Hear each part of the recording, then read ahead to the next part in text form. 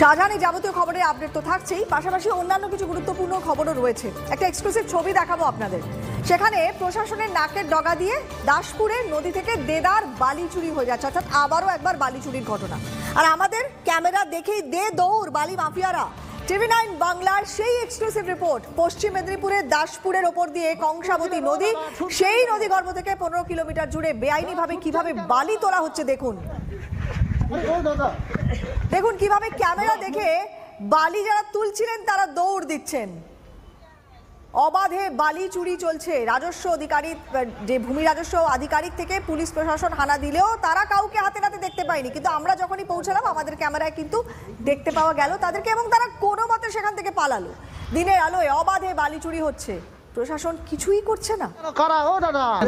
অবশ্যই, কারণ যেহেতু আমি কাকে জানাবো, গ্রামের মানুষ পঞ্চায়েতকে জিজ্ঞাসা করলাম। কি নাম পঞ্চায়েতের? সুভাষ পরামানি। কোন দলের পঞ্চায়েত? তৃণমূল কংগ্রেসের। জানিয়েছিলেন? আমি একদিন নিজে জানিয়েছিলেন, তাই তো? মানে কারা তুলছে? পাবলি নিয়ে যাচ্ছে, সে চাষিরা নিয়ে যাচ্ছে, এর কোনো পারমিশন নেই। কোথাকারের লোক তুলছে বালি জানেন? চাষিরা কিছু কিছু নিচ্ছে, এইখানে সামনাসামনি। হয়তো চাষিরা বালি নিয়ে কি করবে? মাঠেতে কি চাষেতে বালি লাগে চাষের জন্য? কাজের জন্য। তাহলে চাষি বলছেন কেন? চাষে তো লাগে না বালি, তাহলে চাষি বলছেন ঘরের জন্য যাচ্ছে টুকটাক। সারা রাত ধরে পুলিশকে সাথে নিয়ে জয়েন্ট রেড হয়েছিল, তাতেও আমরা কাউকে ব্যক্তি পাইনি, কিন্তু কিছু কিছু জায়গায় প্রায় 1500 সেফটি বালি স্ট্যাগ হয়ে আছে আমরা দেখেছি। বালতিতে করে কেউ বা কারা রাতের অন্ধকারে তুলছে, আমরা পুলিশকে রিকোয়েস্ট করেছি রাতের বেলা একটু নজরদারি বাড়ানোর জন্য।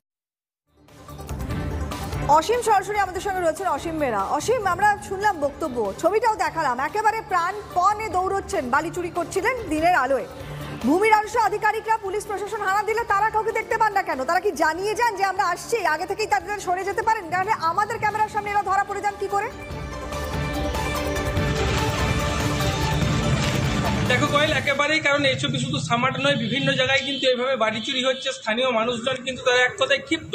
তারা যেটা বলছে যে তারা একাধিকবার তারা কিন্তু নাম প্রকাশের অনিচ্ছুক থাকার কারণে তারা প্রশাসনকে ফোন মারফত জানিয়েছেন, গ্রাম পঞ্চায়েতে জানিয়েছেন, কিন্তু তারা বলছেন যে প্রশাসনের কোথাও না কোথাও একটা চরম গাফিলতি রয়েছে। কারণ প্রশাসন আসলে বালি ট্যাগ দেখতে পায়, কিন্তু প্রশাসন কাকেও গ্রেপ্তার করছে না। কিন্তু প্রতিনিয়ত এই ধরনের বালি চুরির ফলে কিন্তু একটা যে প্রাকৃতিক ভারসাম্য নষ্ট হচ্ছে, বা নদীর যে কুল প্রত্যেক বছর বন্যাতে খেয়ে যাচ্ছে, এটা কিন্তু এই নিয়ে কিন্তু ক্ষিপ্ত গ্রামের মানুষজন। তারা চাইছে অবিলম্বে কিন্তু এই বালি চুরি বন্ধ হোক। একদমই, কিন্তু আদৌ সেই বালি চুরি বন্ধ হবে কিনা সেটাই তো প্রশ্নের মুখে, কারণ দিনের আলোতে এভাবেই বালি চুরি হয়ে যাচ্ছে প্রশাসনের নাকের ডগায়। দেখা যাক প্রশাসনের টনক নড়ে কিনা। অসীম, আপাতত অনেক ধন্যবাদ। ছুটছেন কেন? বালি তুলছিলেন, ও দাদা ছুটছেন কেন? দাদা ছুটছেন কেন? ও দাদা, দাদা আপনাদের